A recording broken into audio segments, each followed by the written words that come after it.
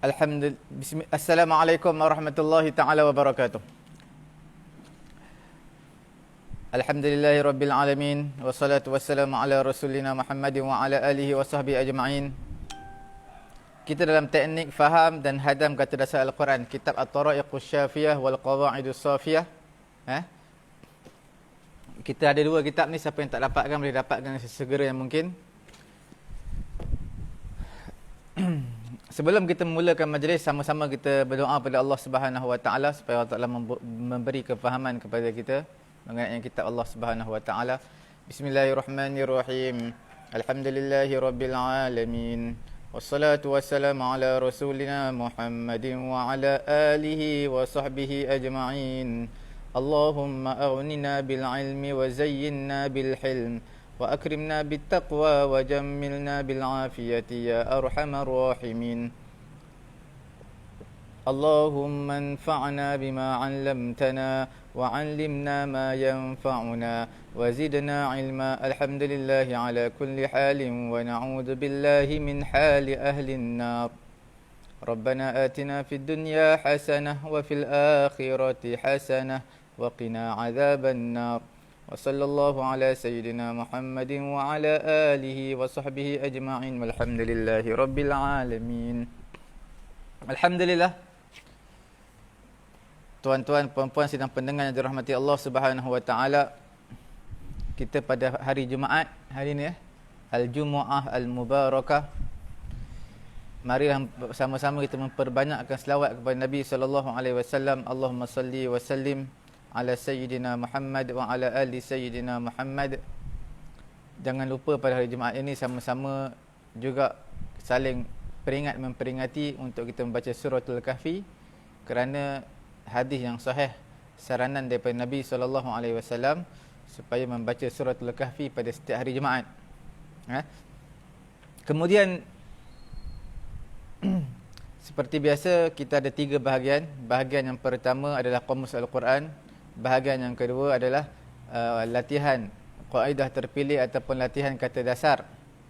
Dan yang ketiganya adalah tadabbur Al-Quran. Alhamdulillah, tuan-tuan, puan-puan yang dirahmati Allah Subhanahu Wa Taala, kita dah habis satu pusingan untuk pengetahuan tuan-tuan dan juga puan-puan. Satu pusingan yang 3 bar ataupun 4 bar. Apa itu 3 ataupun 4 bar? Yang kerap dan selalu digunakan perkataan ini dalam Al-Quranul Karim. Kita telah pun habis daripada alif sampai ke ya. Sekarang ini bermula daripada semalam, kita mulakan yang 2 bar sahaja. Kemudian pusingan terakhir nanti kita akan mulakan dengan 1 bar. 1 bar, 1 kotak merah saja. Maknanya itu mungkin sekali dia digunakan ataupun 2 kali. Okey. 2 bar ini ada juga diguna, mungkin 2 kali, mungkin 3 kali. Kita sambung yang semalam. Bismillahirrahmanirrahim. Yang 2 bar, ala ya'lu. Ala ya'lu adalah bersikap cuai. Ala ya'lu, cuai. Ala makna sumpah. Ala. Kerana sumpah ni banyak kan kita bincang semalam. Aqsama yuqsimu iqsaman wa muqsaman. Sumpah juga aqsama yuqsimu. Halafa yahlifu, sumpah juga. Halafa yahlifu, mereka sumpah lebih kepada dusta. Al-yamin, sumpah juga. Al-yamin. Aiman, yamin plural aiman, sumpah juga.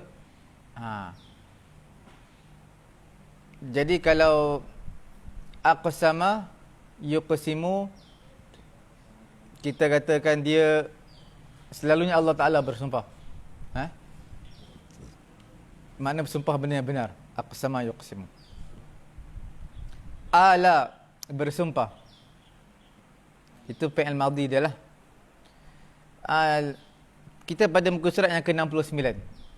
Mungkin tuan-tuan tanya-tanya, muka surat berapa ni? 69.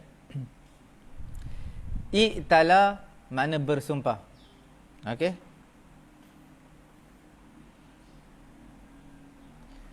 I'tala makna bersumpah, sama dengan makna ala, bersumpah juga. Ilan plural dia atau berjamak dia adalah ala, iaitu ni'mat. Yang tuan-tuan baca dalam surah Ar-Rahman yang banyak kali tu. Fabi ayyi ala'i rabbikuma tukadziban. Fabi ayyi ala'i rabbikuma tukadziban. Manakah nikmat Tuhan kamu yang kamu nak kamu nak dustakan? Nampak? Itu ala tu makna nikmat. Dia punya mufrad dia ilan. Empat kalimah ni agak susah sebab dia dekat-dekat. Macam i'tala, ala, ilan, ala ya'lu.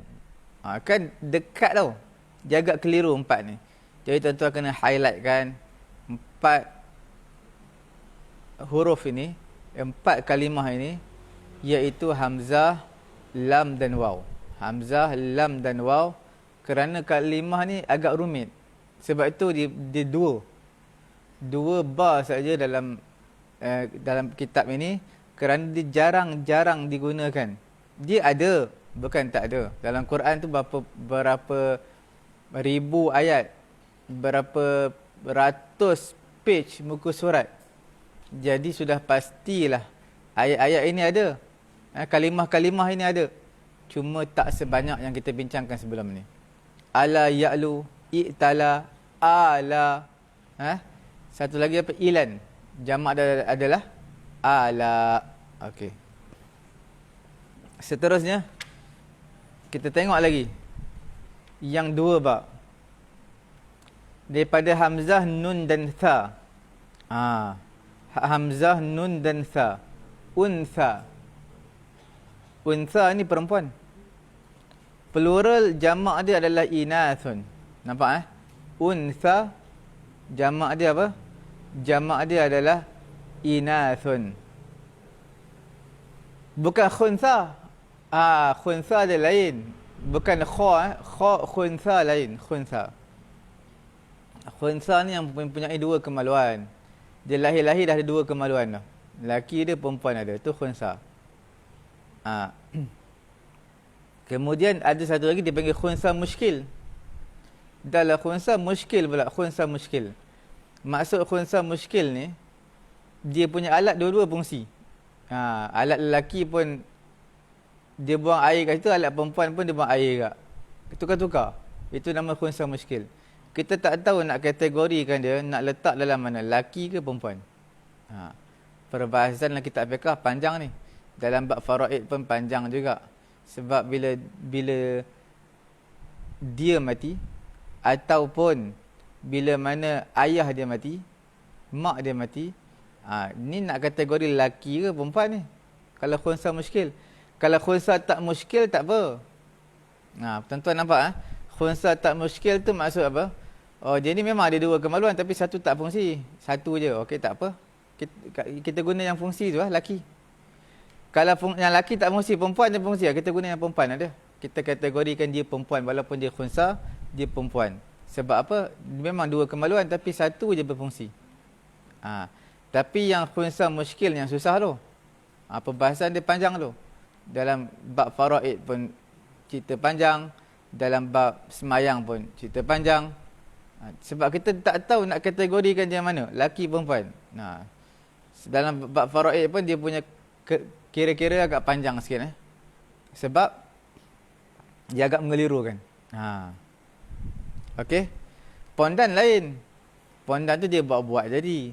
Ini memang semula jadi memang ada dua. Lelaki dan juga perempuan. Selalu khuntha ni dia tak bagi tahu orang. Dia malu. Dia tak ada, pondan ni dia suka menonjolkan diri dia. Dia suka buat-buat perempuan, dia tak ada rasa malu. Itu perbezaan dia. Jadi untha perempuan. Jamak dia adalah inathun. Boleh bukan khuntha, untha. Kemudian seterusnya kita pergi pula perkataan hamzah, nun dan ya. Muka surat 70. Hamzah, nun dan ya ni ana ya'ni. Ana ya'ni maknanya masak. Dah masak, dah matang lah, dah matang, dah sampai masa je. Itu nama dia ana yakni. Okey. Bukan ana aku tu.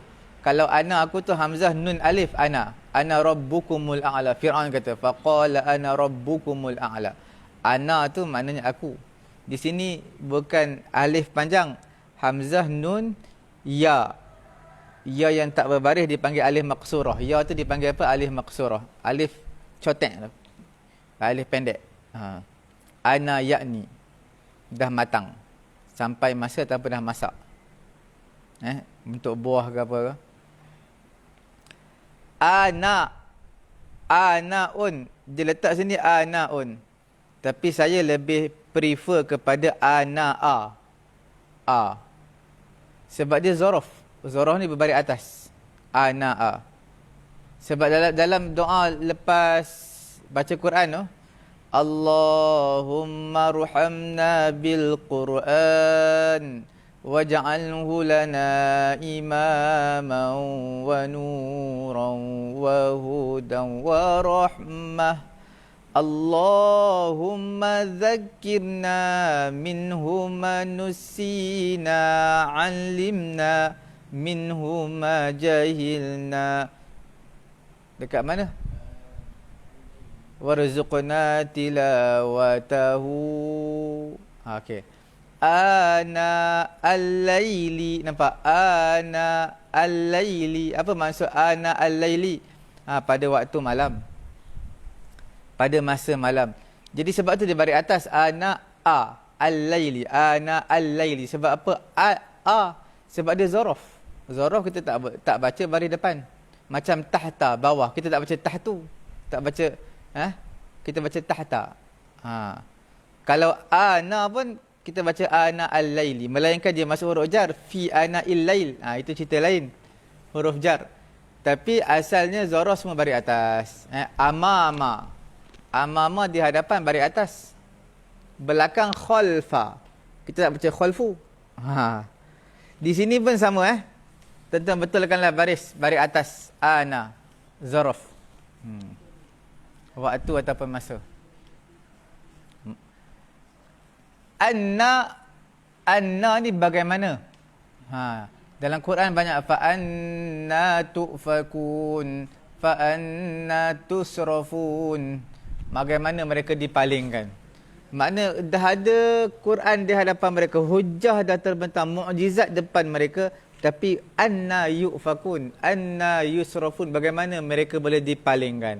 Bagaimana mereka boleh dipalingkan daripada hidayat sedangkan hujah jelas di hadapan mereka. Nampak Dalam surah Al-Baqarah pun ada. Dalam juzuk yang kedua, tuan-tuan buka apa nama ni? 6 lai 7 lai 7 lai juzuk yang kedua. Nisa'ukum haruthul lakum fa'tu haruthakum anna syi'tum wa qaddimu li anfusikum wattaqullaha wa'lamu annakum mulaquh wa basyiril mu'minin. Okey. Apa ayat tadi? Nisa'ukum haruthul lakum. Perempuan-perempuan kamu, isteri kamu ni adalah tanaman bagi kamu. Kamu boleh tuai dia.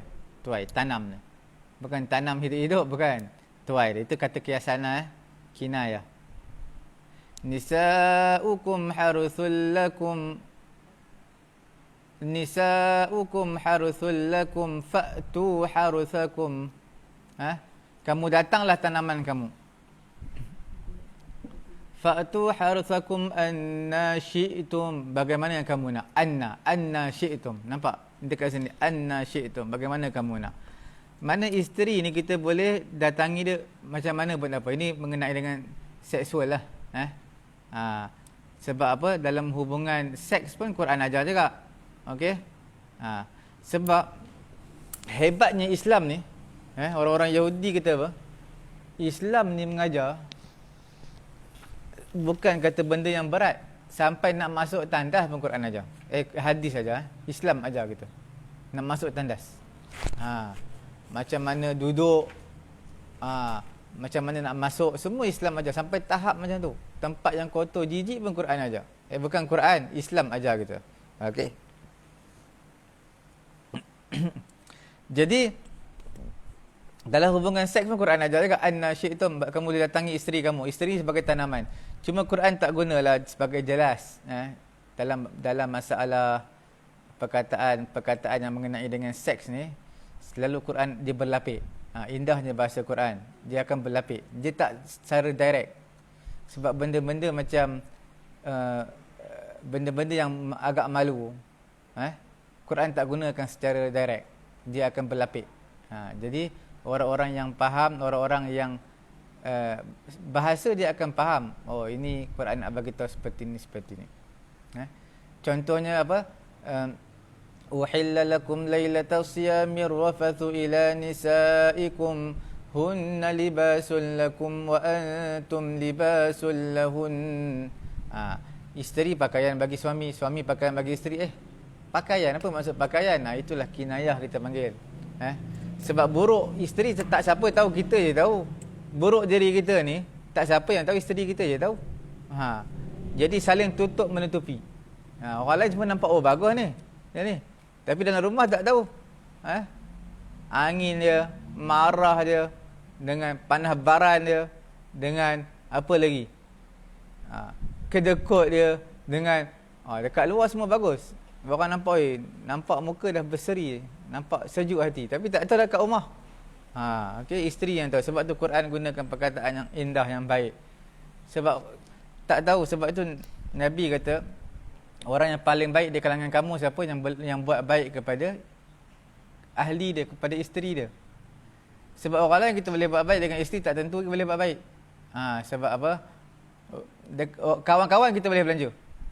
Kawan kita, sahabat baik kita, kawan 10 tahun lepas tak pernah jumpa pun boleh belanja, boleh sembang 2 jam, 3 jam. Tapi dengan isteri tak boleh. 2 jam, 3 jam dah lama dah, macam nak marah. Nampak? Jadi sebab tu Nabi, siapa yang buat baik kepada isteri dia, sebaik-baik kamu adalah orang buat baik dengan isteri dia. Kemudian dalam masalah ini yang kita bincangkan ayat tadi, isteri sebagai tanaman bagi kamu. Jadi kamu boleh datangi dekat arah mana pun tak apa. Yang penting ke arah kubur lah, bukan dubur. Sebab sebabnya orang-orang Yahudi ni, mereka kata, oh, siapa yang mendatangi isteri daripada belakang, daripada belakang, arah belakang lah. Tapi bukan dubur, kubur juga, cuma daripada belakang. Jadi dia kata mata juling. Jadi Quran turun. Quran kata, nisa'ukum harusul lakum fa'tu harusakum anna syi'tum. Isteri tu kan tanaman bagi kamu. Kamu nak tanam macam mana pun tak apa, terpulang lah. Yang penting kat kubul, bukan dubur. Jadi macam Quran gunakan perkataan tanaman. Ialah macam kita ada satu tanah, kawasan tanah kebun, tanah rumah kita, ada pagar rumah kita. Terpulang lah kita nak tanam mana pun. Nak tanam belakang rumah ke, tanam dekat pintu pagar ke, dekat depan pintu rumah kita, terpulang lah. Itu kan tanah kita, rumah kita, terpulang. Orang tak suka, orang tengok pelik tak pelik, itu kita punya. Nampak? Kemudian inan adalah inah. Ini makna sajian, masakan, makanan ataupun masak. Inan ataupun inah. Ini kalau tak salah dalam suratul Ahzab. Saya rasalah. Kita tengoklah kalau ada. Suratul Ahzab 2 lai ke apa? Dalam suratul Ahzab. Tapi juzuk 22 lah, 2 lai. Tengok kalau ada. Kalau tak ada tak apalah. Ada juzuk 22. Dekat mana? Juzuk 22 2 lai. Ayat apa ni? Suratul Ahzab ayat 53. Apa dia? Ya ayyuhalladzina amanu la tadkhulu buyutan nabiyyi illa an yu'zana lakum ila ta'amin ghayra nadhirina inahu walakin. Nampak? Ghayra nadhirina inahu. Inahu makna makanan. Sini apa? Sajian makanan, masak, ya. Okey. Walakin idza du'itum fadkhulu fa idza ta'imtum fantashiru wa la musta'nisina li hadith. Jadi ayat ni nak bagi tahu kamu lepas kamu makan kenduri ke jemputan apa-apa ke, jangan lepak lama-lama. Lepas makan sembang sebatah dua balik lah. Jangan kamu makan cerita pula bisnes, cerita pula macam mana reunion, cerita pula zaman sekolah, macam-macam. Jadi tuan rumah ni tak selesa. Sebab apa tak selesa? Iyalah orang lain nak datang juga, nak makan juga. Yang kita duduk satu meja sampai 3 jam. Dah boleh tukar sampai 5 pusingan dah satu meja tu. Kita tak tukar-tukar lagi, seorang kita je. Lepas makan, minum, makan nasi dulu. Lepas tu makan buah pula. Lepas tu makan dessert pula. Lepas tu isap rokok dulu. Lepas tu sembang lagi. 3 jam. Tak boleh macam tu Lepas tu dalam suratul, siapa nak buat kenduri, pasang ayat ni. Letak kat dinding. Sekali dengan terjemahan. Ayat 53. Supaya lepas makan baliklah, tak payah tunggu lama-lama. Melainkan dia orang rapat kita betul, adik-beradik kita tak apalah, adik-beradik kita yang tak ganggu dia lah, adik-beradik kita ke, mak kita ke, tak apa. Tapi kalau rumah kawan-kawan, saudara mara, lepas daripada makan, sembang sikit-sikit, minta izin balik. Sebab tu rumah ada hak juga, mereka nak rehat. Ini orang makan rumah Nabi lah ni, cerita ni. Lepas makan dia suka lepak. Yelah tuan-tuan jangan main-main. Sebahagian orang, dia pergi satu kedai, dia minum teh tarik kopi je, satu cawan je gelas besar, satu cawan. Sampai bila tu? 3 jam, 4 jam. Makan tak pun, duduk saja. Tambah-tambah kedai yang cantik-cantik lah, kedai macam kedai-kedai kopi yang hebat-hebat, Starbucks ke apa ke. Jadi situ memang satu kopi, tapi kopi pun mahal lah, sesuai lah. Lepas tu buat kerja laptop semua itu. Buat kerja sampai 5 jam, 6 jam. Tak apa. Itu memang tempat dia pun. Tapi ni cerita tentang rumah orang, jangan buat yang tu. Kedai cerita lain. Kedai memang tempat makan, tempat lepak semua tu. Tapi masalahnya rumah orang jangan buat yang tu. Sebab tuan rumah tu kadang-kadang dia ada hal lain. Ada tetamu lain. Jangan kita buat yang tu. Okey. Itu adalah inah makanan. Lagi muka surat 70 ni anin. Aniyatun. Mana yang panas. Okey, satu lagi al-an. Maknanya sekarang. Aniyatun bekas. Al-wi'a aniyah bekas. Aniyah ni dalam suratul Ghasyiyah ada. Aniyah. Tuan-tuan tengok. Tak istihdar. Suratul Ghasyiyah letak ke hadis Al-Ghasyiyah juz 30. Ada. Tak ada pun. Tak ada sini. Ada. Ayat yang kelima. Tusqa min ainin aniyah. Diberi minum daripada mata air yang sangat panas. Ayat nombor 5. Aniyah, sangat panas. Aniyah ni ada dua makna. Satu yang sangat panas, satu lagi bekas. Tengok ayat, bergantung pada ayat lah. Kalau min ainin aniyah, daripada mata air bekas. Takkan mata air bekas? Tak sesuai lah. Jadi makna mata air yang sangat panas. Bergantung kepada siyaqul ayah. Ayat tu kita nak terjemah. Sebab aniyatun ada yang makna panas, ada yang maksudnya bekas.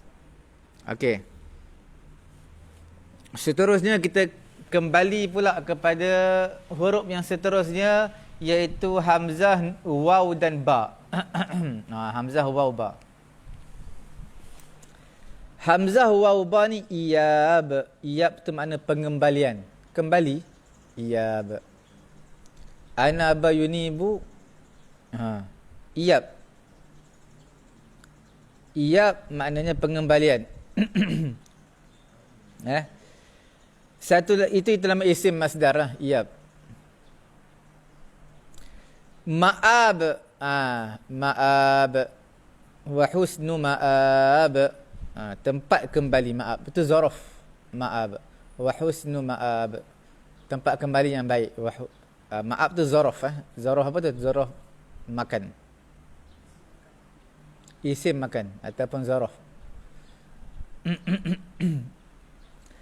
Kemudian awwaba, yu'awwibu ta'wib. Mana ulang-ulang sebut awwaba. Awwaba yu'awwibu ta'wib, ulang-ulang sebut. Sebab Nabi SAW dalam satu hadis Nabi bila dia menyampaikan satu perkara tidak terlampau laju, tak terlampau perlahan, yang sederhana, kemudian Nabi akan ulangkan sebanyak 3 kali. Baca, ulangkan lagi kali kedua, ulangkan kali ketiga. Awwaba makna ulang-ulang sebut. Awwab, yang sering bertaubat. Dalam surah As-Sad ada ni awwab. Banyak. Tengok dalam surah As-Sad juzuk 23 Juzuk 23 surah As-Sad. Wa husnu ma'ab, mana dia awwab. Yang ma'ab tadi, ma'ab, tuan-tuan boleh lihat dalam muka surat, dalam surah As-Sad ayat yang ke-40. Sad. Kalau muka surat 455. Kalau awwab ayat ke-44. Innahu awwab. Nampak? Kisah Nabi Ayyub alaihissalam. Dia banyak bertaubat. Banyak kembali, awwab, banyak kembali kepada Allah. Maknanya banyak rujuk kepada Allah, banyak bertaubat kepada Allah. Okey, awwab.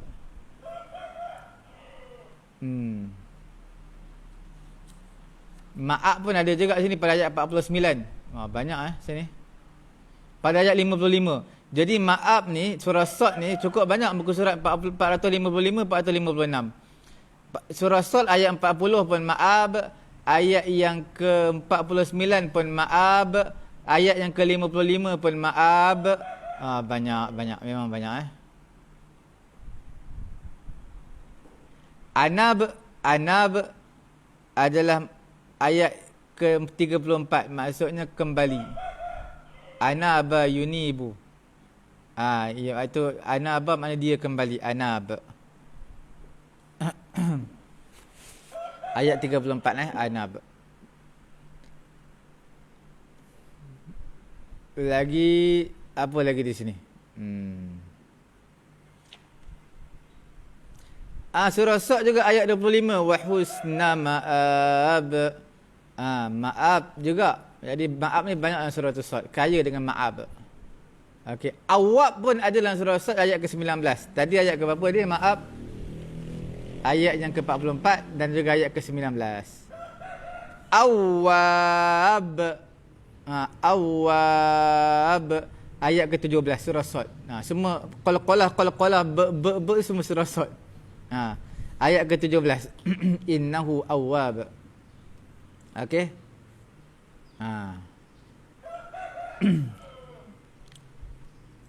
Jadi tengok pada ayat 17, dia menceritakan tentang awwab. Kalimah awwab, ayat ke-19 awwab. Banyak ada 3 tempat ni surah Sad. Awwab ni makna apa? Yang banyak, yang sering bertaubat. Sebab tu kita lihat di sini Quran menyatakan dalam surah juzuk ayat ke-17 surah Sad, isbir ala ma yaquluna wadhkur abdana Dawud dzal aidi innahu awwab. Ini kisah apa ni? Kisah Nabi Daud alaihissalatu wassalam. Kisah Nabi Daud alaihissalatu wassalam. Dia adalah insan yang banyak bertaubat. Banyak nampak Nabi, sifat Nabi. Kemudian pada ayat ke-44 diceritakan kisah Nabi Ayub pula. Nampak? Wa khudh bi yadika dhirsan fadrib bihi wa la tahnath inna wajadnahu sabiran ni'mal 'abdu innahu awwab. Okey.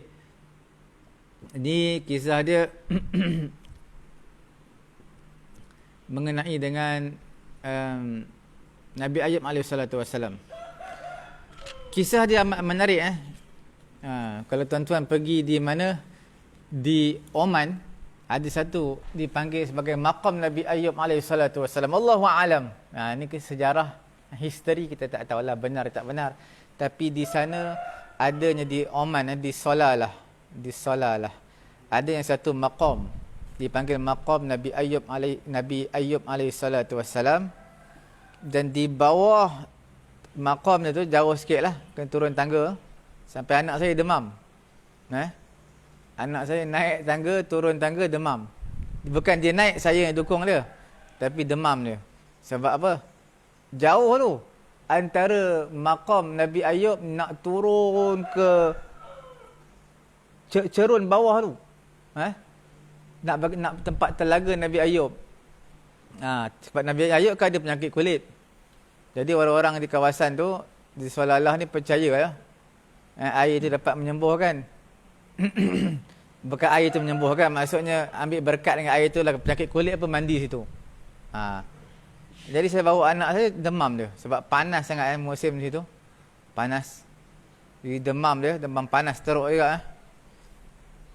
Sebab perjalanan jauh tu, daripada atas tu ke bawah. Tapi kita tak tahu cerita ni benar ataupun tidak benar. Setakat history je lah. Okay?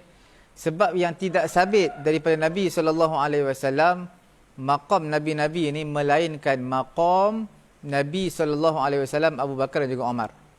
Abu Bakar, Umar, Nabi adalah maqam mereka di mana? Di Masjid Nabawi, di Madinah Al-Munawwarah. Itu sabit. Yang lain itu history lah.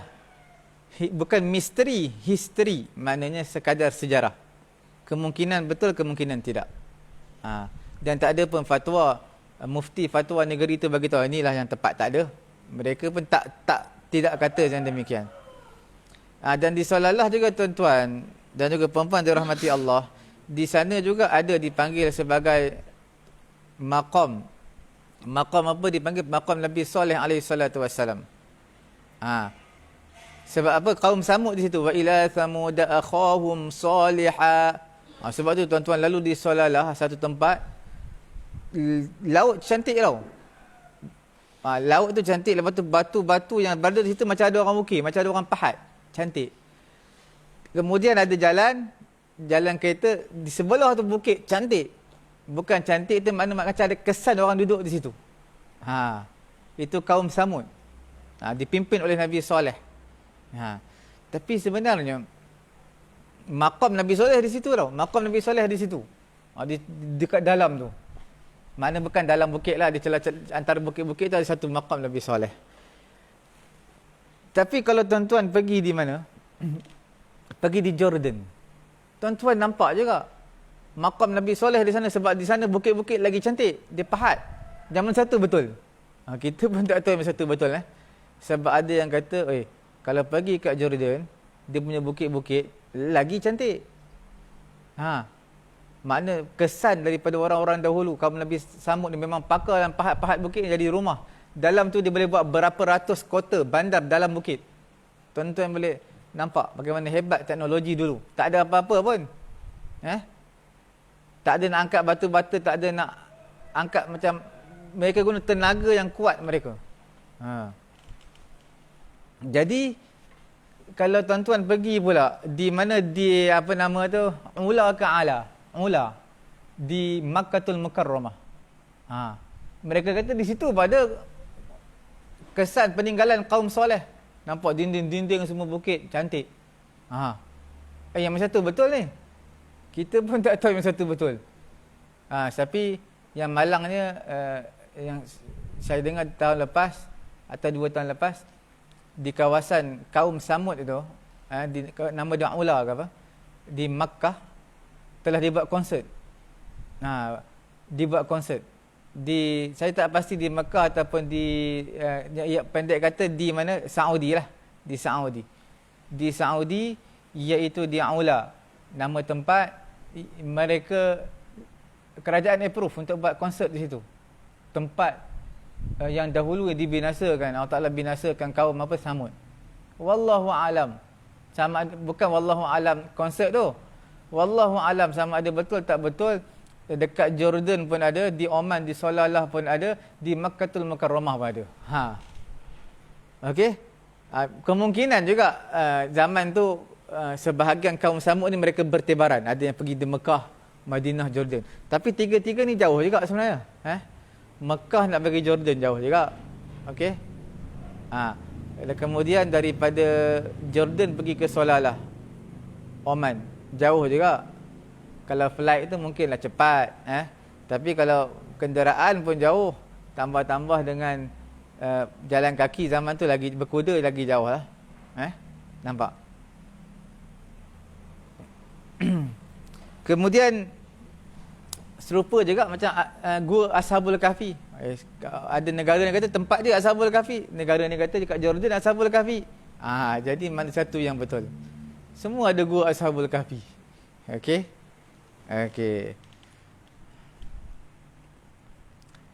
Jadi kisah Nabi Ayub alaihissalatu wassalam pada ayat ke-44 ni, Allah Taala kata innahu awwab. Ni'mal 'abdu innahu awwab. Sebaik-baik hamba ni Nabi Ayub ni, dan dia juga adalah seorang nabi yang banyak bertaubat kembali kepada Allah Subhanahu wa taala. Kisah Nabi Ayub ni panjanglah. Sebab tu dalam ayat 44 ni adalah sebagai kafaratul yamin. Apa kafarah yamin? Wa khudh bi yadika dhiratan. Kamu ambil satu ikat jerami dengan tangan kamu, satu ikat jerami atau berumput. Fadrib bihi wala tahnas. Kamu pukul isteri kamu sebagai kafarah. Sebab isteri Nabi Ayub ni, Nabi Ayub bersumpah. Marah kepada isteri dia, bersumpah. Jadi bila Nabi Ayub bersumpah, dia langgar sumpah, jadi dia kena bayar kafarah. Nampak? Nabi Ayub ni seorang yang penyabar. Sebab tu Quran kata inna wajadnahu sabiran. Dia sakit kulit ni 18 tahun tau. 17 ke 18 tahun. Sakit kulit. Sampai isteri dia kata apa? Wahai Ayub, kamu orang dekat dengan Allah, Nabi. Doalah kepada Allah, Allah Ta'ala sembuhkan kamu. Apa jawapan Nabi Ayub alaihissalatu wassalam? Nabi Ayub kata, aku hidup berapa puluh tahun. Sihat aku berapa tahun, sakit aku berapa tahun. Sakit aku tak sama pun dengan sihat aku. Berapa tahun yang Allah bagi sihat. Mana 18 tahun punya sakit tu, Nabi Ayub masih lagi bersyukur nak dibandingkan dengan waktu sihat dia. Nampak? Jawapan Nabi Ayub alaihissalatu wassalam. Jadi yang mana Nabi Ayub ketika sakit kulit teruk tau. Sampai anak isteri semua dah tinggalkan dia. Bersabar Nabi Ayub, last sekali Allah Ta'ala bagi apa? Satu kali ganda seperti itu. Sebab tu pada ayat ke-43 Allah kata wa wahabna lahu ahlahu wa mislahum ma'ahum rahmatan minna wa zikra liulil albab. Allah Ta'ala anugerahkan kepada Nabi Ayub alaihissalatu wassalam keluarga dia, dan Allah Ta'ala lipat kali gandakan jumlah mereka. Maknanya kalau anak dia ada berapa orang? 10, meningkat jadi 20 orang. Sebab bersabarnya dia. Sebab apa? Sebab dia bersabar, maka Allah Ta'ala bagilah kepada Nabi Ayub alaihi salatu wassalam. Okey. Kalau kita lihat dalam suratul Anbiya, hebat Nabi Ayub ni, bersopannya dia dengan Allah Ta'ala dalam suratul suratul Anbiya, betul? Juzuk ke-17 di mana? Okey, tuan-tuan boleh lihat dalam muka surat 329. Kisah Nabi Ayub juga. Ayat ke berapa tu? Ayat ke-83. Wa ayyuba idnada. Muka surat 329. Wa ayyuba idnada rabbahu anni massani yadhurru wa anta arhamur rahimin. Nabi Ayub ketika mana dia berdoa kepada Allah, sesungguhnya aku telah menyentuh aku oleh kemudaratan, oleh penyakit. Nampak digunakan perkataan massani. Massani maksudnya telah menyentuh aku. Massa yamassu, menyentuh aku, telah menyentuh aku. Dia tak kata telah menimpa aku, asabani, telah menimpa aku. Tak, menimpa tu nampak sangat teruk. Telah sentuh aku penyakit. Seolah-olah penyakit menghinggapi aku seketika. Jadi Nabi Ayub berdoa kepada Allah. Nampak ayat digunakan massani, massani yadhurru. Okey. Kemudian apa lagi dua bar? Okey, nampak tak? Muka surat yang terakhir 71. Okey. 71 awa ya'wi. Awa ya'wi ni maksudnya berlindung. Berlindung. Awa ya'wi.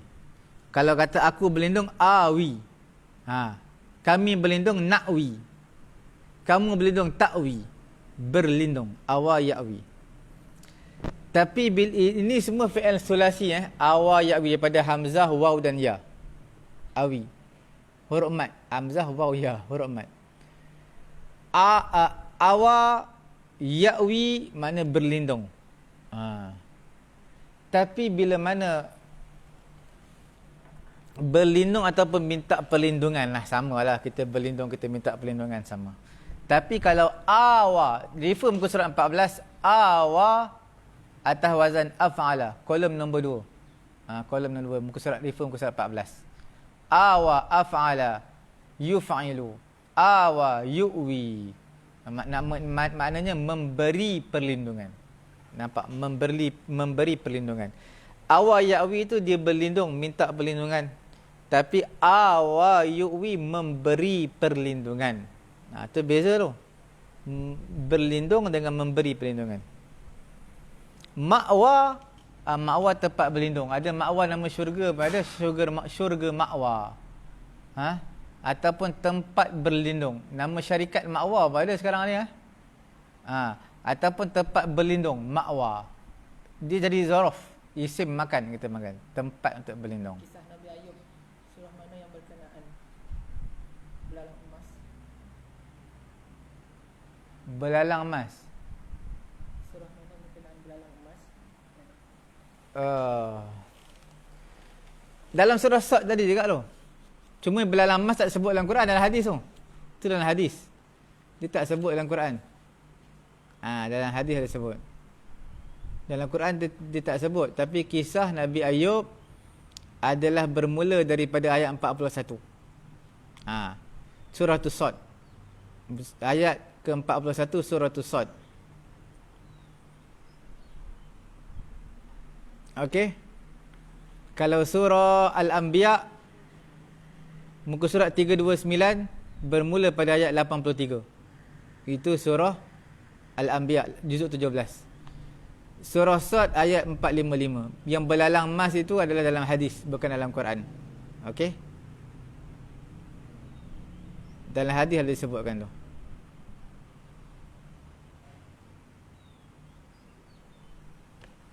Okey. Kemudian yang terakhir, ini yang terakhir dua bawah untuk huruf alif. Hari ini kita tutup tirai lah huruf alif. Hari Jumaat yang mubarakah hari ini, tutup tirai huruf alif. Nanti kita akan baca pula huruf ba.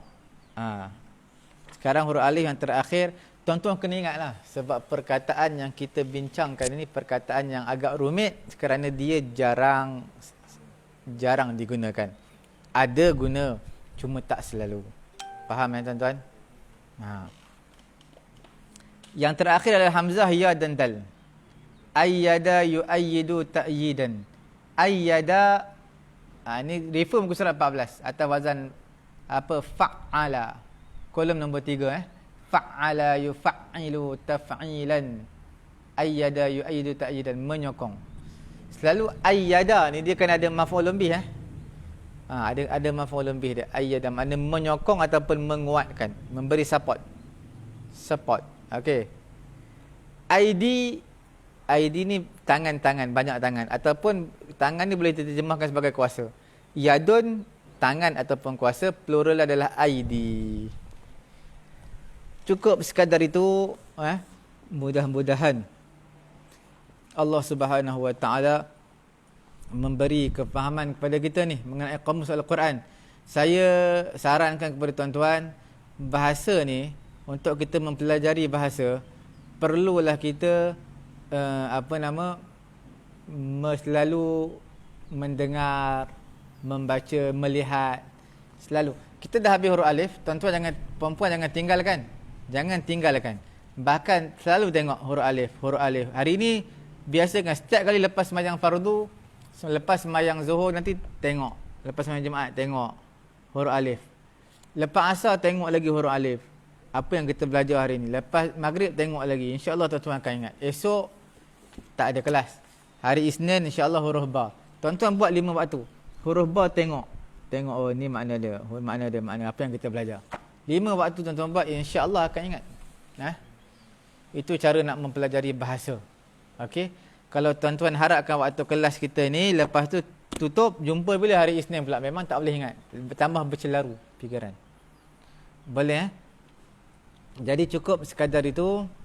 Apa yang kita pelajari, ulangkan selalu, repeatkan selalu video. Boleh layari Pusat Tahfiz At-Taqwa di Facebook ataupun dilayari YouTube kami, Pusat Ilmu At-Taqwa. Dengar banyak-banyak kali, insya-Allah Allah Ta'ala yang memberi kefahaman kepada tuan-tuan. Tanpa melengahkan masa, saya serahkan majlis kepada Ustaz Agong kita untuk memberi kaedah terpilih, insya-Allah. Bismillahirrahmanirrahim. Assalamualaikum warahmatullahi wabarakatuh. Alhamdulillahi wassalatu wassalamu ala Rasulillah la nabiyya ba'da amma ba'. Rabbi shrah li sadri wa yassir li amri wahlul 'uqdatam min lisani yafqahu qawli. Baiklah, tuan-tuan dan puan-puan yang dirahmati oleh Allah Subhanahu wa taala, kita hari ini sudah sampai pada latihan 1.10, iaitu pada muka surat 26. Muka surat 26. Muka surat 26. Di semalam kita dah habiskan latihan pada muka surat 25. InsyaAllah hari ini kita akan masuk pada latihan muka surat 26. Okey. A'udzu billahi minasyaitonir rajim.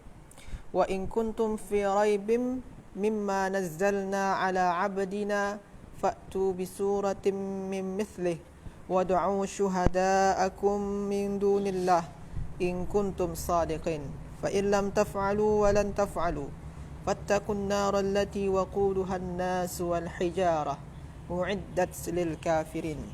Jadi ini surah Al-Baqarah ayat yang ke-23 dan 24. Kita akan mencari kata dasar dari perkataan yang dah dibagi tanda di sini. Warna biru ni warna biru. Dan Dr. Warusi dah senaraikan di bawah apa saja yang mesti kita tulis tadi tu. Yang warna biru ni dah ditulis di bawah. Yang pertama kuntum, yang kedua nazzalna, yang ketiga fa'tu u'tu. Itu sebenarnya. Yang keempat ud'u.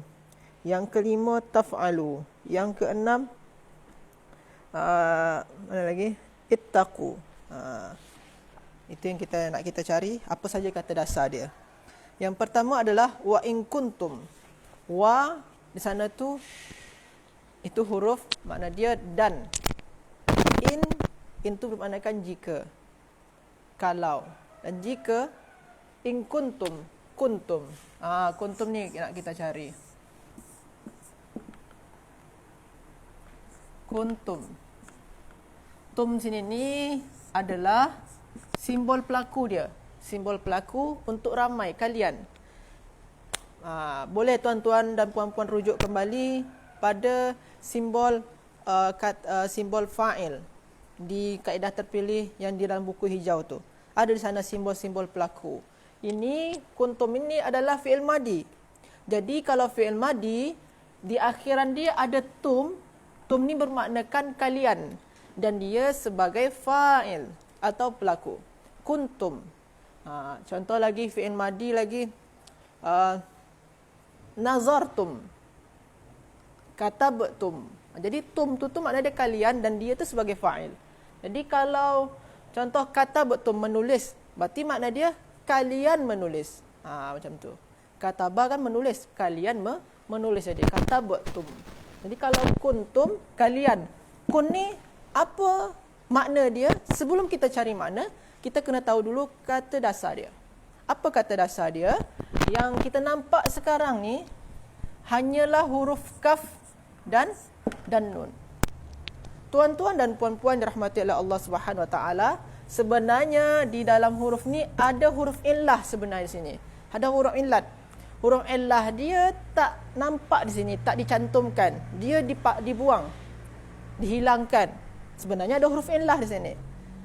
Dia ini daripada perkataan kana, yakunu.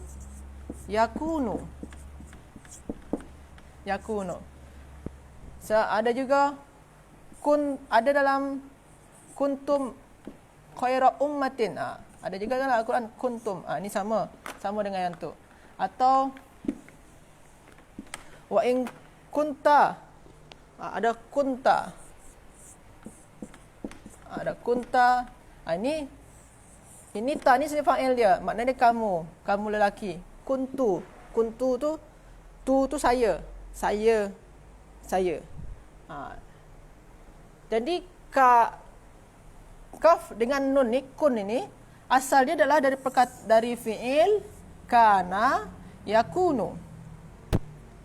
Kana ni fi'il madi dia sama dengan yang ni. Fi'il madi dia kana. Tapi bila mana dia dah bersambung dengan fa'il, ni fa'il dia kan dah bersambung dia, dah menyatu dengan fa'il, maka dia tak pakai bukan kanatum, bukan.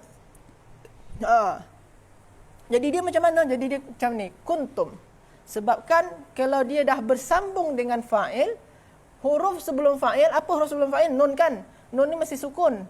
Dah sukun dia. Kalau kita buat kantum, tak sedap dia. Jadi dia kuntum. Ini beberapa perubahan dalam Al-Quran, dalam bahasa Arab. Yang asal dia sebenarnya kana. Asal dia adalah kana plus tum. Macam ni asal dia, kana plus tum. Tapi disebabkan kalau fi'il madi terjumpa dengan fa'il, seperti halnya domir, fa'il yang dalam bentuk domir ni kan domir kata ganti nama, maka huruf terakhir tu mesti sukun. Macam dia macam ni, kantum jadi. Tapi dalam bahasa Arab, di sini ada perubahan dia. Yang huruf ilah dah dibuang, yang baris ni dipadamkan. Dipadamkan, maka dia menjadi kuntum. Jadi macam tu, kuntum. Maka dia berubahlah jadi macam ni, kuntum. Jadi asal dia adalah kana plus dengan tum. Apa makna kana? Kana tu makna dia adalah atau menjadi sebenarnya maknanya. Tapi terkadang dia tak perlu diberi makna. Wa in kuntum, dan jikalau kalian, jadi makna dia tak payah lagi sebut saja kalian saja makna dia. Kalian tum ni saja. Jadi kuntu tak payah dimaknakan. Jikalau kalian, cuma sebelum kita masuk, kita masuk pada makna tadi tu. Apa kata dasar dia? Kata dasar dia bukan kaf, alif, nun, tuan-tuan dan puan-puan, bukan. Bukan yang ni. Tapi yang mana kata dasar dia? Yang alif ni bukan, ini bukan kata dasar dia. Tapi kata dasar dia sebenarnya adalah waw. Waw, kata dasar dia. Kenapa boleh waw? Macam mana kita tahu dia waw, Ustaz? Selalunya kita tengok di fi'il mudhari'. Kalau fi'il mudhari' dia, sini kan alif ni. Sini dah berubah jadi waw. Waw ni lah sebagai, itu yang huruf kata dasar dia sebenarnya. Bukan alif ni. Sebab dalam kata dasar, tak ada kata dasar tu yang alif. Tapi yang ada antara waw dengan ya. Tu tuan-tuan dan puan-puan. Okay. Jadi kata dasar dia adalah kaf, waw dan nun.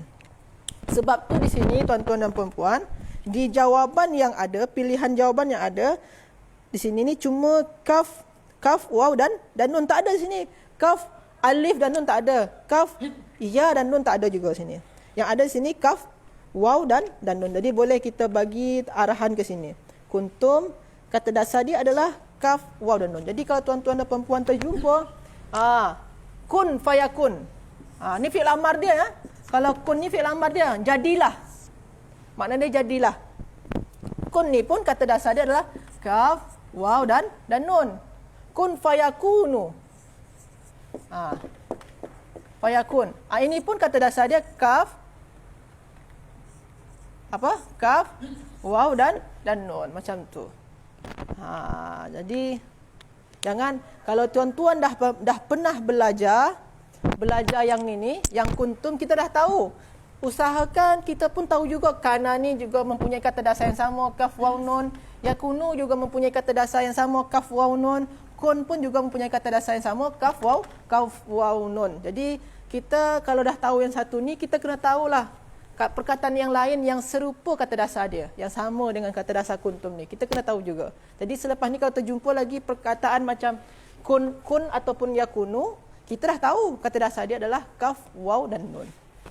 Okey. Wa in kuntum, dan jikalau kalian fi raibim, fi pada. Ini fi ni adalah kata sendi. Fi. Pada, makna dia pada atau di atau di dalam.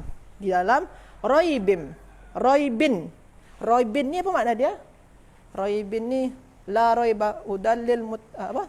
Dalikal kitabu la raiba fihi hudallil muttaqin. Raibun. Raibun tu dah pernah kita cari tahu, boleh tuan-tuan rujuk dalam kamus kata dasar. Makna dia adalah keraguan. Ragu makna dia. Jikalau kalian di dalam keraguan, maksudnya jikalau kalian ragu, mimma ni kalau tuan-tuan dan perempuan terjumpa perkataan mimma dalam Al-Quran, asal dia adalah min plus ma, maka dia berubah jadi mimma. Sebenarnya min dengan ma. Min maknanya dari, ma makna dia apa. Ma makna dia apa, dari apa. Mimma nazzalna, dari apa yang nazzalna. Nazzal ni apa? Nazzalna. Okey. Nazzalna.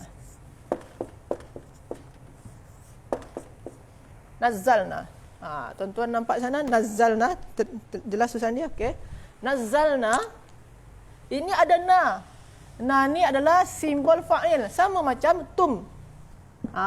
Selalunya ciri-ciri dari simbol fa'il yang berupa dengan kata ganti nama pada fi'il madi, sebelumnya tu ada sukun selalunya. Ni sukun sebelum ni kan, ni sukun juga sebelumnya. Maka ni fa'il ni. Selalunya ciri-ciri macam tu. Kalau kata ganti nama yang menjadi fa'il, maka sebelumnya tu sukun. Itu pada fi'il madi ya. Nazzalna. Na ni makna dia kami. Nazzal, berarti nazzala. Berarti nazzala dia. Nazzala tu apa kata dasar dia? Dah tahu kita kata dasar dia, baru kita tahu makna. Nazzala ni apa kata dasar dia? Nazzala ni apa? Kalau tuan-tuan dan puan-puan tahu wazan dia, wazan macam kita belajar sebelum ni, wazan dia, patterns dia kita tahu, maka kita akan dapat kata dasar dia. Kalau tuan-tuan rujuk lagi pada kitab yang hijau ni, kita cari di sini, di muka surat 15 kalau tak silap saya, 14, 15 pun juga ada. Cari yang mana serupa dengan nazzala ni. Berapa huruf tuan-tuan dan perempuan? Satu, ni fi'il madi ya, ni fi'il madi. Dan dia berapa huruf? 1, 2, 3, 4. Zaidah 2, 4. Saya cari yang fi'il madi. Ni fi'il madi. Cari wazan untuk fi'il madi. Yang 4 huruf. 1, 2, 3, 4. Yang 3 kolom ni mempunyai 4 huruf. Yang mana serupa? Fa'ala ni. Nazzala. Fa'ala. Berarti dia wazan dia adalah fa'ala. Maknanya, dia mempunyai wazan fa'ala. Fa'ala. Apa yang sejajar dengan fa, ain dan lam? Yang sejajar dengan fa, ain dan lam adalah nun, ain, zai, lam. Inilah kata dasar dia. Yang sejajar dengan fa, ain dan lam. Itulah kata dasar dia. Syami?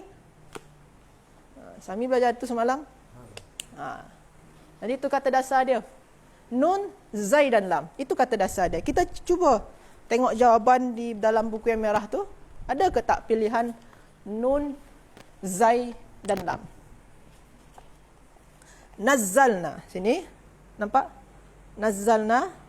Yang mana ada nun, zai dan lam? Ada ni jawab. Ada ni sebagai pilihan jawapan. Nun, zai dan lam. Maka kita bagi ke sini. Nazzalna, nun, zai dan lam. Okey tuan-tuan dan perempuan. Maknanya kalau kita cari dalam kitab yang hijau tu, dalam kamus kata dasar Al-Quran yang dalam buku hijau tu, kita akan terjumpa makna dia adalah menurunkan. Jadi wa in kuntum fi raibim mimma nazzalna, jikalau kamu ragu dari apa-apa yang telah kami turunkan ala abdina, ke atas abdina, hamba kami, hamba yang apa yang telah kami wahyukan kepada hamba atau kami turunkan kepada hamba kami, fa'tu bisuratim mim mithli, fa'tu.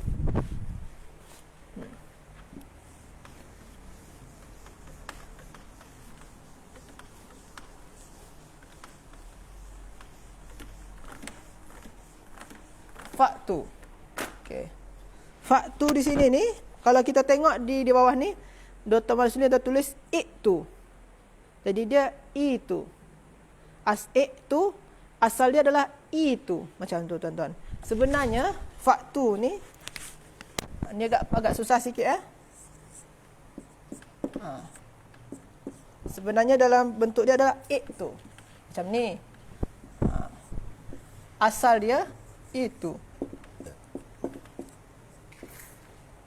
Kenapa boleh macam ni? Tuan-tuan dan puan-puan, ini adalah fi'il amar. Ini fi'il amar itu ni. Fi'il madi dan mudhari' dia adalah ata, ya'ti. Ata, ya'ti. Maka dia menjadi i'ti. Asalnya macam ni. I'ti. Macam ni. Asal dia. Asal dia macam tu. Maka dia bila mana berjumpa dengan waw, maka dia berubah jadi yang bawah ni jadi baris atas dia. Itu. Macam ni bentuk dia. Asal dia atayati. Jadi kalau tuan-tuan dan puan-puan, itu ni adalah fi'il amar daripada atayati. Jadi kalau terjumpa yati ataupun ata, dia sama ni kata dasar dengan itu. Sama ni, yang tiga ni sama kata dasar dia. Sebab ini fi'il madi dia, ini fi'il mudhari' dia, ini fi'il amar dia, i'ti. Maka bila mana berjumpa dengan waw yang sebagai fa'il, yang i'ti tadi tu, yang ta tadi tu berubah barisnya menjadi baris depan. Sebab kan selepas dia waw, tak mungkinlah i'tiu, tak mungkin. Maka dia i'tu. Okey. Jadi, apa makna dia? Atayati. Kita tengok, kalau nak cari kata dasar tu, tengok di fi'il madi dia. Fi'il madi dia adalah hamzah, ta dan ya. Itu kata dasar dia. Boleh tuan-tuan rujuk dalam kitab kamus kata dasar. Makna dia apa? Kalau sini ni atayati bi. Atayati tu ada makna dia datang. Kalau dah pakai bi, makna dia mendatangkan atau memberikan. Pakai bi. Di sini fa'tu. Maka hendaklah, waw ni kalian, macam ramai. Maka hendaklah kalian mendatangkan surah. Mendatangkan satu surah. Mim mithli, daripada yang semisalnya, yang serupa dengannya. Dari apa yang kami turunkan tadi, datangkanlah surah yang semisal dengan surah yang kami dah turunkan tadi itu. Itulah maksud dia. Wad'u syuhada'akum. Dan ini apa ni? Kata dasar dia ud'u.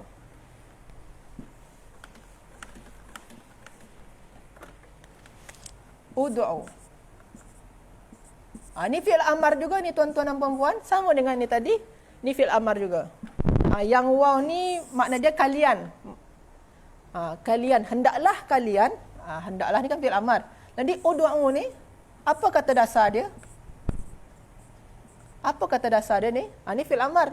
Fi'il madi dia adalah ini ada huruf illah tuan-tuan dan puan-puan dalam kata dasar dia. Fi'il madi dia adalah da'a, yad'u. Da'a, yad'u. Da'a, yad'u. Jadi apa kata dasar dia? Kita tengok dari fi'il madi dia punya. Fi'il madi dia da, ain, alif.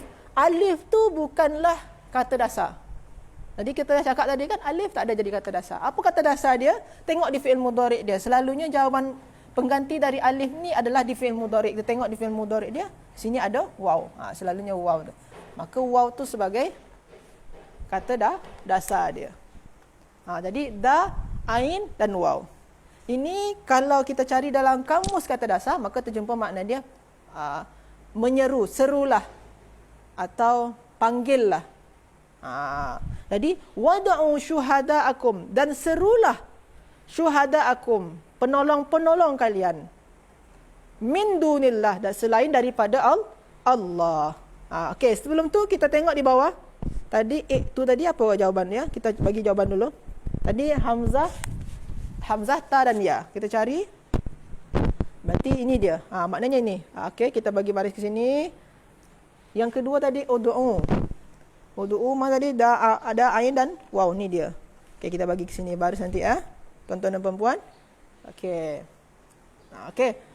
Wad'u syuhada'akum min dunillah. Maka serulah atau panggillah penolong-penolong kalian min dunillah, selain daripada Allah. In kuntum sadiqin, jikalau kalian memang betul orang-orang yang bercakap benar.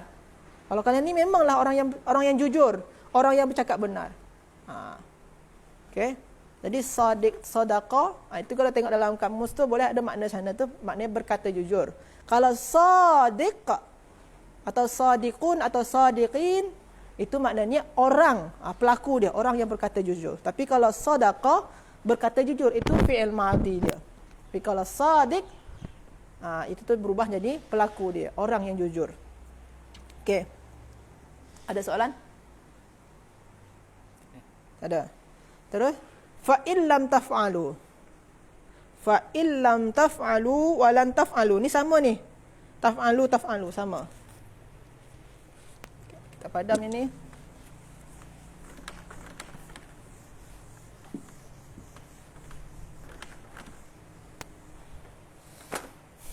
Fa illam taf'alu.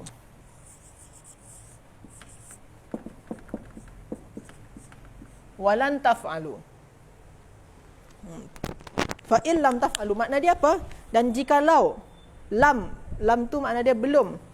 Jikalau, waw ni kan kamu tadi, ni waw ni penanda, ini adalah simbol pelaku, ramai. Dan jikalau kalian belum, taf'alu ni apa makna dia? Apa makna dia? Sebelum kita tahu makna, kita kena cari kata dasar. Taf'alu ni, ini senang cari. Yang penting kata dasar dia adalah ni, kita dah tahu kata dasar, nampak fa'ain dan lam sebenarnya. Ini daripada fi'il madhi, fa'ala yaf'alu. Kata dasar dia adalah fa'ain dan lam. Fa'ain dan lam. Yang ta sini ni, kalaupun kita tak nak gunakan ni cara ni, kita pun tinggal padam je yang ta ni. Sebab ta ni kan adalah simbol fi'il mudhari'. Kita hilangkan saja. Jadi tinggal di sini adalah huruf fa, ain dan lam. Itulah kata dasar dia. Boleh kita cari di makna. Makna dia berbuat, melakukan. Jadi kata dasar dia adalah fa, ain dan lam. Maka makna dia apa? Fa illam taf'alu. Dan jikalau kalian belum melakukannya, belum melakukan atau berbuat hal demikian, walan, dan lan ni maknanya tak akan pernah, taf'alu, tak akan pernah melakukannya, tak akan pernah mampu melakukannya, fattakun narallati, fattakun narallati ittaqu.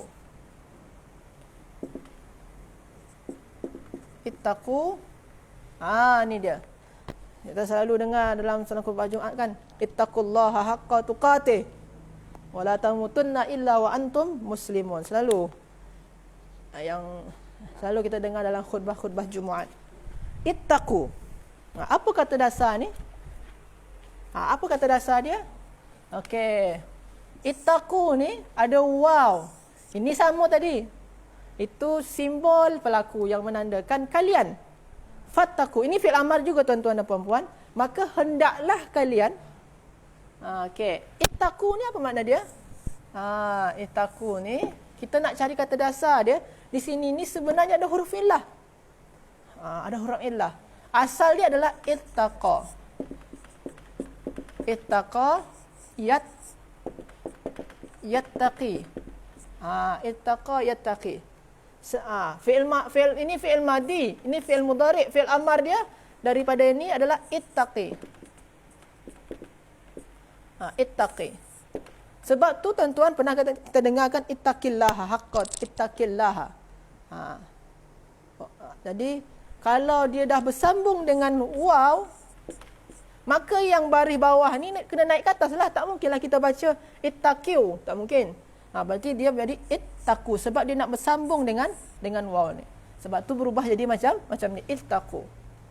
Jadi kita terkadang kalau fi'il amar ni kita kena tahu dulu fi'il madi dan fi'il mudhari'. Dia baru kita cari wazan dia, baru dapat kata dasar. Kita dah tahu fi'il madi dan fi'il mudhari', kita cari wazan dia lagi. Apa wazan dia?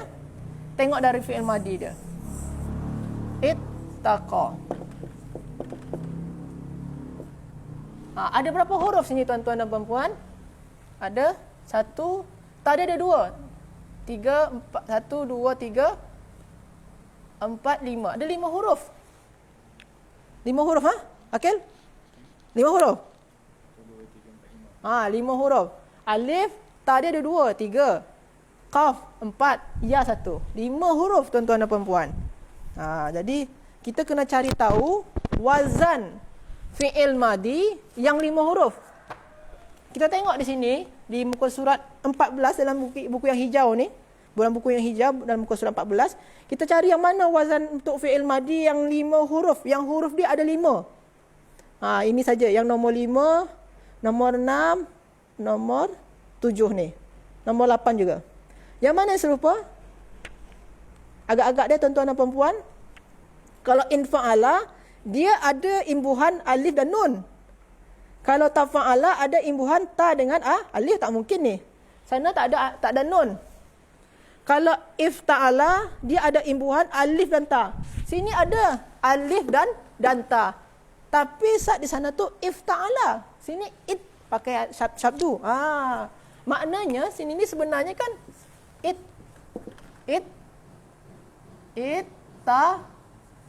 ittaqa sebenarnya kan, macam ni sebenarnya. Asalnya macam ni tuan-tuan dan puan-puan, ittaqa. Sebab tu dia ikutkan wazan ifta'ala. Serupa dia kan? Ifta'ala, serupa dia. Ini alif dengan alif, ta dengan ta, fa dengan ta, ta ni serupa dia. Itulah kata dasar dia. Okey. Jadi kata dasar dia apa? Yang sejajar dengan fa, ain dan lam. Yang sejajar dengan fa, ain dan lam adalah ta, ain dia qaf, lam dia ya. Okey tuan-tuan dan puan-puan, masalah dia tak settle sampai sini saja. Di sini sebenarnya dalam perkataan ittaqa ni, kata dasar dia ada huruf illah. Dan ni kembali masalah daripada huruf illah. Huruf illah di sini ni dah berubah dia. Sebenarnya yang ta ni adalah huruf illah. Sini ni sebenarnya sini ni bukan ta ni. Walaupun kalau ikutkan yang di sini, ittaqa ada 2 ta kan. Sebenarnya ta pertama sukun, ta kedua pakai baris atas. Sebenarnya macam tu. Tapi yang ta ni sebenarnya adalah huruf illah. Huruf illah tu dalam kaedah i'lal pada buku saraf. Kalau tuan-tuan dan puan-puan ada belajar bahasa Arab tempat lain lah, ada pernah belajar buku saraf atau tasrif, di sana tu ada kaedah i'lal. Yang waw ni, yang huruf illah, ini ni diubah menjadi ta. Diubah menjadi ta. Maka sebab tu dia berubah jadi ittaqa. Sebenarnya iutaqa sebenarnya. Tapi huruf illah di sana tu diubah menjadi ta. Untuk mempermudah melancarkan pengucapannya, pelafazannya. Sebenarnya kenapa ada jamak huruf waw dalam lafaz qaulu ta'ala tambah alif. Mau jamak. Okey. Jadi macam tu. Sekejap. Okey, kita sambung ini dulu. Jadi ini kata dasar dia adalah waw, qaf dan ya. Jadi itu kata dasar dia. Kita cari di sini. Mana tadi kata?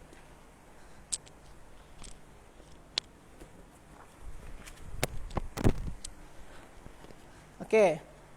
Kita cari mana ittaqu, ni dia. Mana kata dasar dia? Waw, qaf dan ya. Ini dia. Ini jawaban dia. Kita bagi sebelah sini. Jadi makna dia apa? Kalau tuan-tuan dan puan-puan cari di kamus kata dasar, makna dia takutlah. Fattakun narallati. Maka hendaklah kamu takut kepada api neraka. Waqudu yang mana yang alati yang waquduha, bahan bakarnya annas, iaitu bahan bakarnya adalah manusia dan bebatuan, wal hijarah, dan bebatuan. Uiddat ni dari perkataan a'adda yu'iddu, mempersiapkan. Tapi kalau uiddat itu jadi pasif dia, disiapkan. Uiddat yang mana api tadi itu, neraka tadi itu disiapkan lil kafirin, bagi orang-orang kafir. Itu tuan-tuan dan puan-puan. Jadi kita dah terjawab ini kata dasar dia, dan kita tahulah sedikit banyaknya daripada makna dalam surah Al-Baqarah ayat yang 23 dan 24. Okey tuan-tuan. Jadi ada pertanyaan tadi, alif ni, alif kenapa di sini tambah alif? Kenapa setelah dhamir jamak waw dalam lafaz qulu taf'alu ud'u tambah dengan alif? Sebenarnya di sini adalah nun. Sebenarnya bila mana dia rafa' di sini tu adalah nun. Sini pun adalah nun sebenarnya. Tapi disebabkan dia dah menjadi, sebelum dia tu ada huruf amil nasab lan ataupun amil jazam lam, maka dia nun ni dihilangkan. Pengganti dia adalah alif. Itu pengganti daripada nun tadi tu. Taf'alu diganti oleh alif. Tapi Ustaz, kenapa pada yang kalau taf'ala ni macam af'alul khamsah yang lain, kalau tuan-tuan belajar taf'ala ni macam ni, kenapa nun dia dihilangkan tapi tak ditambah pula dengan alif? Sebab kan sini dah alif, tambah pula alif tak mungkin. Sebab tu macam tu. Okey, itulah sedikit jawapan dia. Mungkin nanti saya usahakan kalau ada jawapan lain nanti insya-Allah kita akan kongsikan kepada tuan-tuan dan puan-puan semuanya. Mungkin hanya inilah dulu pada Jumaah yang barakah ini. Semoga tuan-tuan dan puan-puan boleh memahami apa yang kita sampaikan, yang kita kongsikan, dan semoga saja apa yang kita usahakan dalam mempelajari ilmu bahasa Arab ni, bahasa Al-Quran ni, menambahkan pahala kita di sisi Allah Subhanahu Wa Taala. Dan saya kembalikan kepada Ustaz Farid. Wallahu a'lam. Assalamualaikum warahmatullahi wabarakatuh.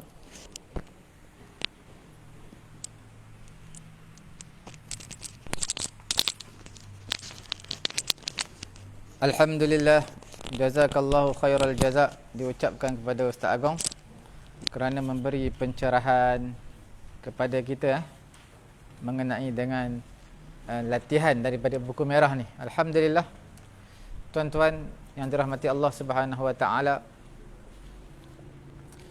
kita terus kepada perbincangan kita dalam tadabbur Al-Quranul Karim. Okey, kita lihat pada hari ini kita nak bincang. Sebelum ni kita dah bincang dah mengenai dengan ayat dalam suratul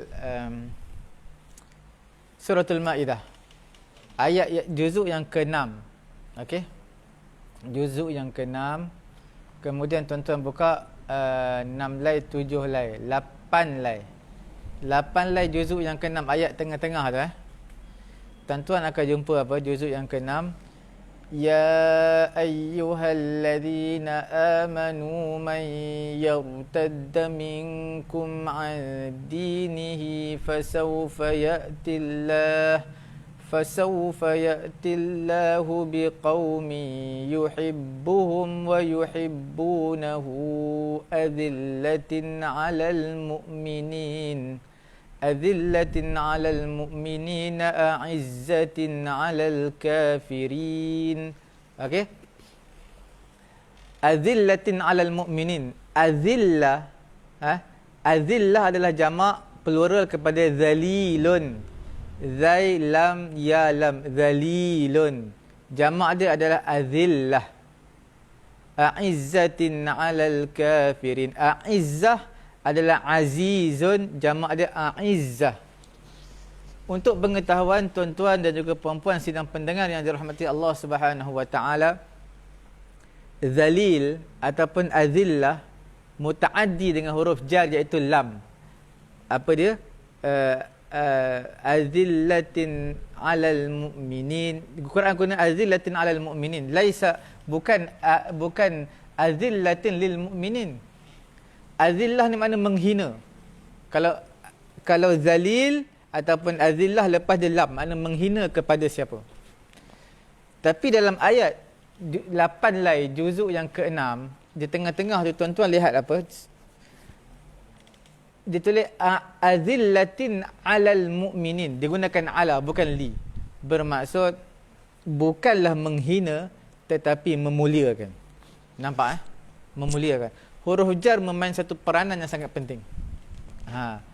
Jadi kalau kita silap bubuh huruf jar itu tuan tahu apa dia? Min, an, ala, fi, ila, semua ni memainkan peranan dalam Quran. Bukan dalam Quran, dalam bahasa Arab.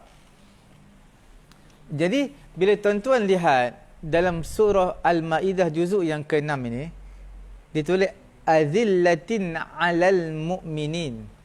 Dalam kitab Kasyaf Zamakhsyari, dia kata mengandungi dua makna. Disebab apa diletakkan ala? Tidak diletakkan lil mu'min, diletakkan ala. Yang pertama, kerana apa ya? Yang pertama kerana dia mengandungi bukan menghina, tetapi mengandungi makna simpati, kasihan, rasa hormat. Boleh Okey. Mengandungi makna apa? Mengandungi makna kasihan, rasa hormat kepada orang-orang Islam, orang-orang beriman. Yang kedua adalah kerana apa? Diletakkan ala, tidak diletakkan li. Kerana orang Islam ni tabaqat dia ataupun level dia tinggi, mulianya mereka. Bila mereka ni tinggi, mereka nak rendahkan diri mereka kepada orang yang Islam sesama mereka. Jadi bagaimana mereka, Quran menggunakan ala, tidak menggunakan li. Okey, kalau li tu menghina. Boleh Kemudian kita lihat dalam Quran penggunaan hidayat. Hidayat digunakan perkataan ala. Kalau dalam kesesatan, kegelapan, haru biru diletakkan fi. Itu tuan-tuan nak mudah faham. Apa simbolik dia? Nak menggambarkan seolah-olah orang yang berada dalam, orang yang memegang hidayat, berada di atas hidayat, dia berada musta'alin, orang berada di tempat yang tinggi. Okey? Dan orang tadi akan tetap. Bila dia berada di tempat yang betul, dia akan tetap dan dia tidak goyang, tidak goyah. Tetap dan juga tak akan tergelincir. Okey Berbeza orang yang dalam kesesatan, bila sebut sesat, gelap, mereka dalam kesesatan, meraba-raba dalam kesesatan. Mereka tak tahu punca. Tak tahu punca, ke mana arah tuju tak tahu. Okey? Jadi bila gelap, bila mana mereka tak tahu arah punca, kemungkinan mereka jalan terjatuh, tergelincir, tak tetap. Nampak Itu diletakkan fi. Kita lihat dalam surah An-Naml ayat ke-79. Innaka 'alal haqqil mubin. Sesungguhnya kamu wahai Muhammad 'alal haqqil mubin, berada di atas kebenaran yang jelas. Nampak haqqi 'alal haqqil. Bila sebut tentang hak hidayat, dia diletakkan huruf jar ala. Okey? Berbeza dengan kesesatan. Fazaruhum fi ghamratihim, dalam kebingungan mereka, fazaruhum fi ghamratihim hatta hin. Nampak fi ghamratihim, letakkan fi. Mereka dalam keraguan, fahum fi raibihim. Nampak fahum fi raibihim, letak fi raib. Raib makna keraguan, kecelaruan, wa yadharuhum fi tughyanihim, letakkan fi tughyanihim ya'mahun. Nampak? Allah Ta'ala biarkan mereka dalam pelampauan mereka. Fi tughyanihim. Diletakkan fi kerana mereka tak tetap. Berubah-ubah, tergelincir. Lagi satu dalam suratul Ahzab. Juzuk 5 lai suratul Ahzab. 5 lai juzuk 22. 5 lai suratul Ahzab. Bukan suratul Ahzab 5 lai. Juzuk 22, 5 lai. Atas sekali. Wa inna au iyyakum la'ala hudan. Hudan tu makna petunjuk. Dia letakkan ala hudan. Wa inna au iyyakum la'ala hudan au fi. Dia letakkan fi. Dalalim mubin. Dalal, kesesatan, diletakkan fi. Petunjuk diletakkan ala. Nampak Allah. Kemudian dalam suratul An'am juzuk yang ketujuh. Juzuk ketujuh, tuan-tuan buka berapa line? 5 line plus 1 page di tengah-tengah. Ada walladzina kadzabu biayatina summun wa bukmun fi dhulumati man yasha illa. Nampak fi dhulumat. Sebab apa? Dhulumat, perkara yang gelap.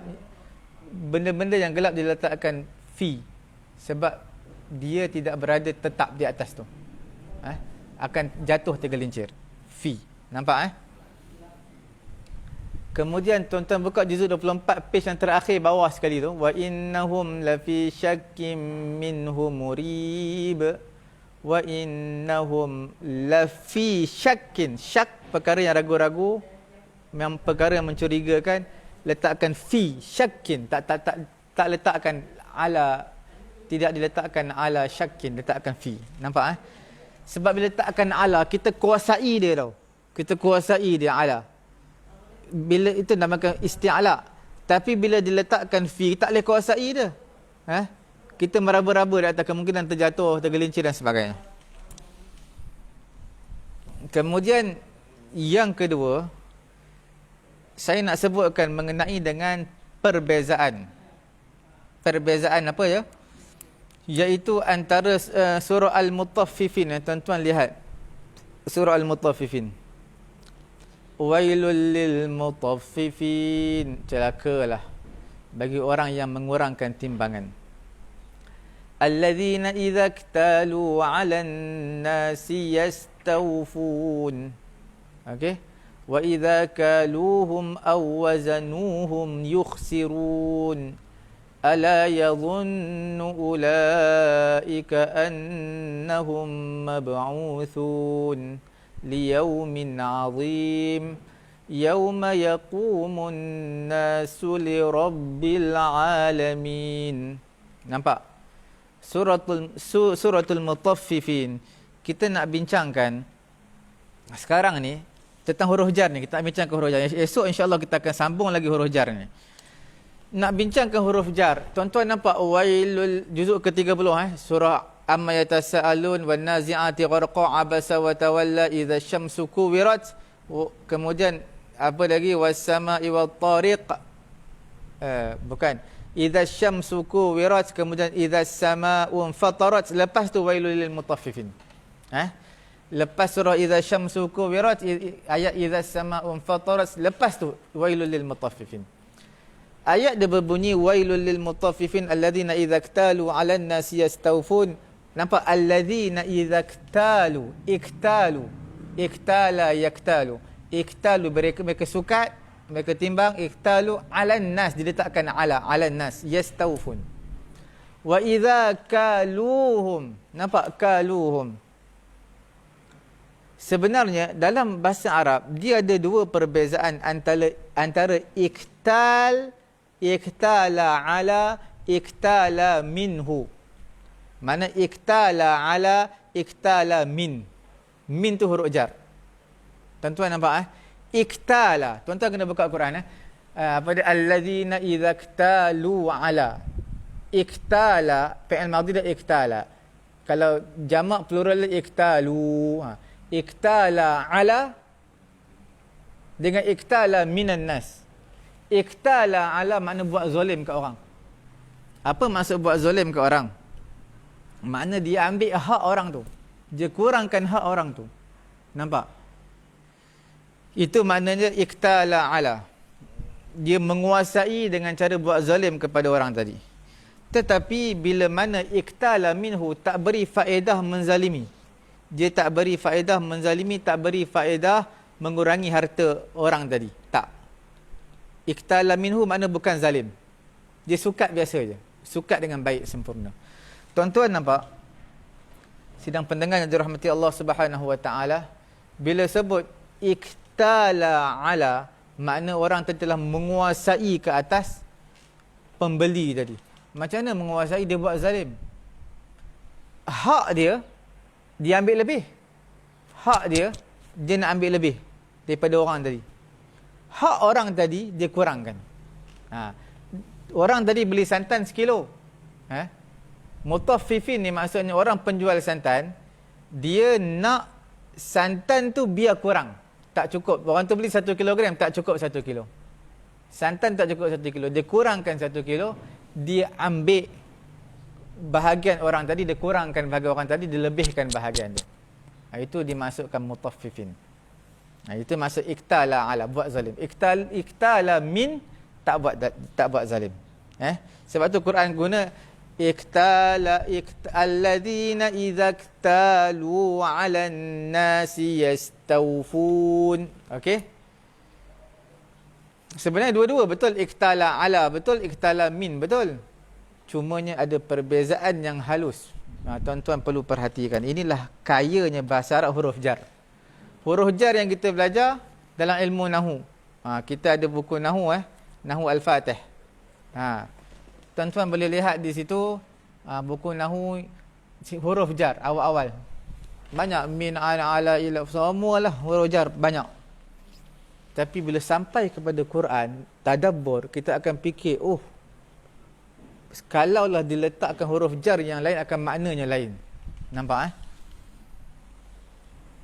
Kemudian ayat selepas dia, alladzina idza iktalu 'alan nasi yastawfun wa idza kaluhum aw wazanuhum yukhsirun wa idza kaluhum aw wazanuhum yukhsirun.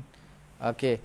Sebab apa dia tak letakkan di sini wa idza kalu lahum aw wazanu lahum yukhsirun. Dia tak letak lam huruf jar. Nampak tak?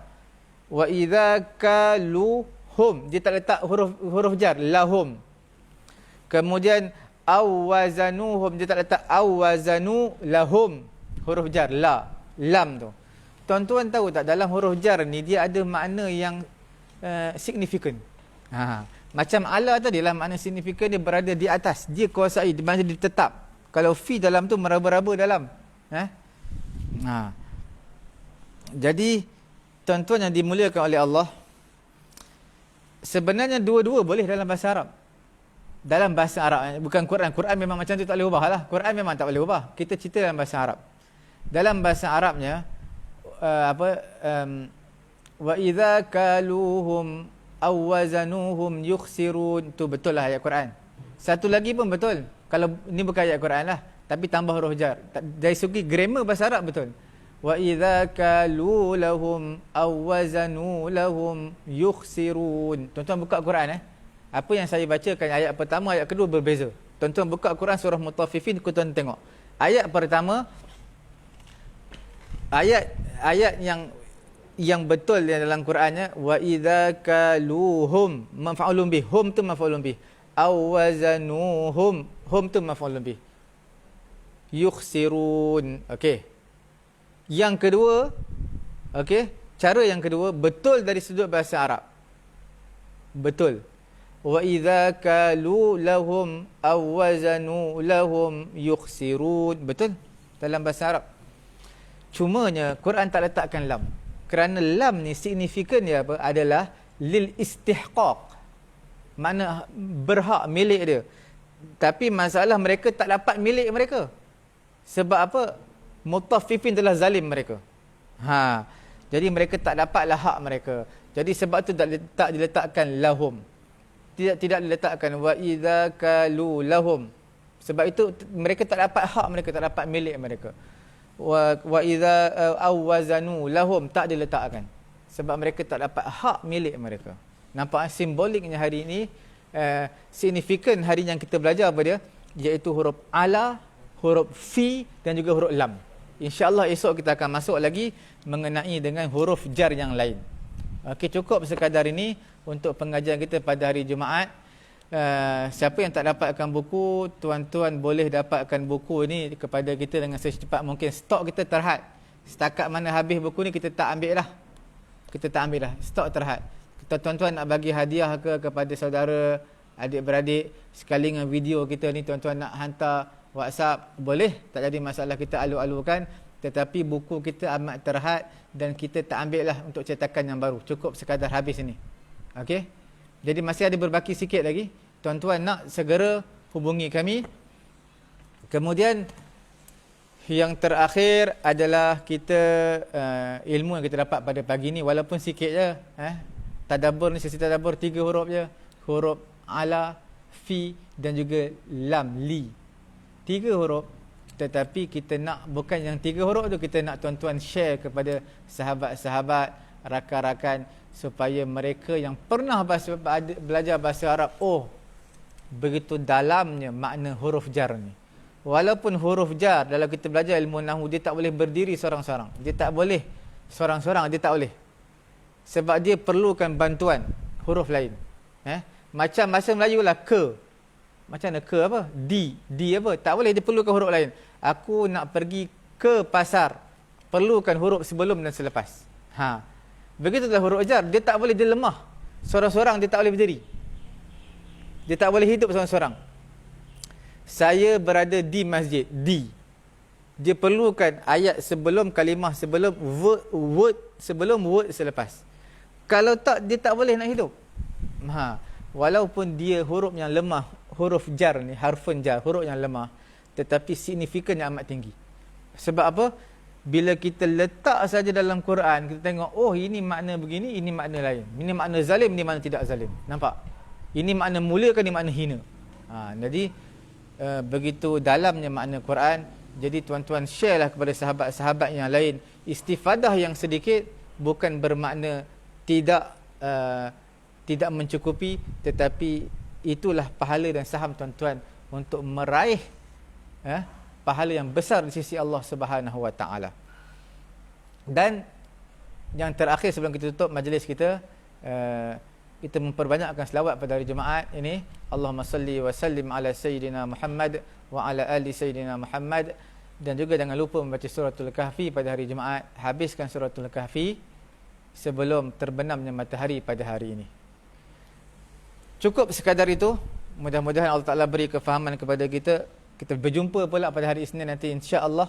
Sekiranya diberi kesempatan, diberi kesihatan, diberi kelapangan, insya-Allah kita akan bertemu pada hari Isnin. Subhanallahumma wa bihamdihi, subhanakallahumma wa bihamdika, asyhadu an la ilaha illa anta, astaghfiruka wa atubu ilaik.